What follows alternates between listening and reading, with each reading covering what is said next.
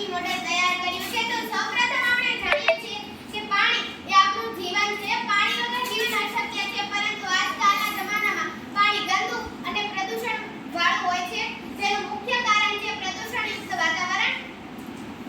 હવે આપણે જોઈએ કે પાણીને કુદરતી રીતે કેવી રીતે શુદ્ધ કરી શકાય, કેવી રીતે જોઈએ કે કેવી રીતે ફિલ્ટરિંગ કરી શકાય. તો આ પ્રક્રિયા આપણે સ્ટેપ બાય સ્ટેપ જોઈશું. પહેલું સ્તર છે મોટા કાંકરા અથવા પથ્થર મૂકેલા છે. આ પથ્થર પાણીમાં રહેલા મોટા કચરા જેમ કે પાન, પ્લાસ્ટિકના નાના ટુકડાઓ અથવા મોટા કણો અટકાવી દે છે. બીજું સ્તર છે નાના કાંકરા. આ નાના કણો અટકાવવાનું કામ કરે છે, જેથી પાણી વધુ સ્વચ્છ બને છે. ત્રીજું સ્તર છે રેતી.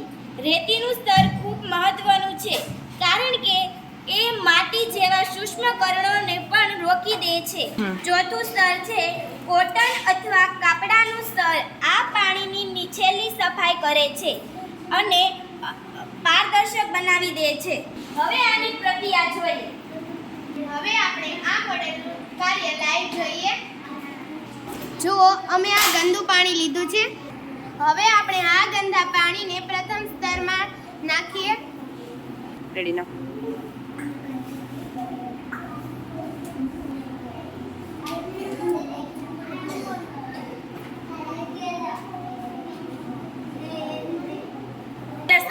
તમે જોઈ શકો છો કે પ્રથમ સ્તરમાંથી જ્યારે પાણી બહાર આવે છે ત્યારે પહેલા સ્તરમાં પહેલું સ્તર છે એ મોટો કચરો રોકી લે છે અને બીજા સ્તરમાં પાણી થોડુંક શુદ્ધ આવે છે.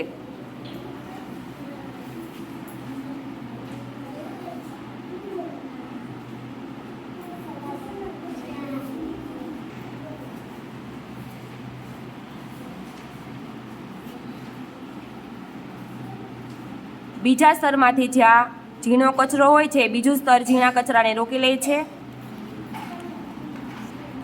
જ્યારે તમે જોઈ શકો છો કે જ્યારે કોટનમાંથી એટલે કે છેલ્લા સ્તરમાંથી પાણી બહાર આવે છે ત્યારે એકદમ સ્વચ્છ અને શુદ્ધ આવે છે, જે પાણી પીવા યોગ્ય પણ હોય છે. આ મોડલનો ઉપયોગ કરી આપણે પાણીને શુદ્ધિકરણ કરી શકીએ છીએ.